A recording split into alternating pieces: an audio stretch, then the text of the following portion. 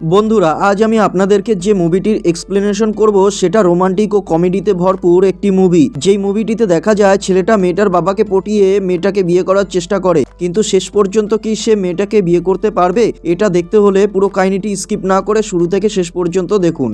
মুভির শুরুতে দেখা যায় সঞ্জু ঘুমিয়ে থাকলে পরে তার মা এসে ডাকাডাকি করে আর বলতে থাকে তার বন্ধুর বোনকে কিছু ছেলে মিলে উল্টোপাল্টা কথাবার্তা বলছে, তাই তার উচিত এখন তার বন্ধুর পাশে দাঁড়ানো। তো সঞ্জু ঘুম থেকে উঠে রেডি হয়ে তার সমস্ত বন্ধু নিয়ে সেই ছেলেটাকে মারতে গেলে সেই ছেলেটা জানায় সেই মেয়েটিকে সে বিরক্ত করছিল না, বরং সে মেয়েটিকে ভালোবাসে। তখন সঞ্জু সেই ছেলেটির সাথে মেয়েটির বিয়ে দিয়ে তাদের বাড়িতে নিয়ে আসে তার মা বাবাকে দেখানোর জন্য। সঞ্জুর মামা সঞ্জুর জন্য কাজ ঠিক করে দিলে সঞ্জু হায়দ্রাবাদের উদ্দেশ্যে রওনা দেয়। তার মা বলে যে তাদের এক বন্ধুর বাড়ি আছে, সেখানে গিয়ে তাকে উঠতে। সঞ্জু ট্রেনে আসতে গেলে একটি মেয়ের সাথে দেখা হয়। তারা দুজনে মিলে একই সাথে বাড়ির সামনে নামলে অনু নামের মেয়েটি তো অবাক হয়ে যায়। তখন অনুর বাবা সঞ্জুকে দেখে চিনতে পারে আর তাকে ঘরে নিয়ে যায়, কিন্তু অনুর একদমই পছন্দ ছিল না সঞ্জুকে। এরপর তাদের বাড়িতে থেকেই সঞ্জু অফিসে যাতায়াত করতো আর মাঝে মধ্যে অনুকে কলেজে ড্রপ করে দিত। সঞ্জু অফিসের একটি মেয়ের প্রেমে পড়ে আর সেই মেয়েটিকে যখন খাওয়াতে নিয়ে আসে তখন তার কাছে বিল দেওয়ার মতো টাকা না থাকায় সে আটকে যায়। তখন অনুকে ফোন করে আর অনু এসে টাকাটা দিয়ে দেয়। অনু বাড়িতে এসে তার বাবাকে আকার ইঙ্গিতে বলতে থাকে, কিন্তু তার বাবা বুঝতে পারে না। পরদিন সঞ্জু অফিসে যাওয়ার সময় সঞ্জুকে টাকা দিয়ে বলে সেই মেয়েটিকে যদি খাওয়ানোর জন্য টাকা কম পড়ে যায় তাহলে এই টাকাটা খরচ করতে।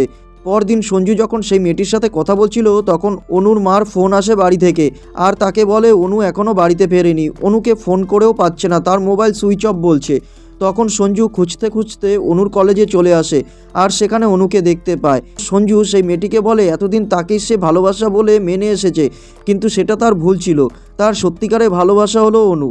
আর সঞ্জু অনুকে ভালোবাসতে শুরু করে, কিন্তু এখানেই তার ভালোবাসা শুরু হওয়ার আগেই শেষ হয়ে যায়, কারণ অনুর বাবা সঞ্জুকে পাত্রপক্ষের বাড়িতে পাত্রকে দেখাতে নিয়ে আসে। আর এটা জানতে পেরে সঞ্জুর মন তো ভেঙে যায়। সঞ্জু অনুকে ভালোবাসার কথাটা বলতে পারে না।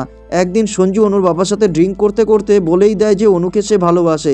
এটা শুনে তো অনুর বাবা প্রচণ্ড রেগে যায়, কিন্তু কিছু বলতে পারে না সঞ্জুকে। যেহেতু তার ফ্রেন্ডের ছেলে ছিল সঞ্জু, তাই সবসময় অনু ও সঞ্জুকে চোখে চোখে রাখতো।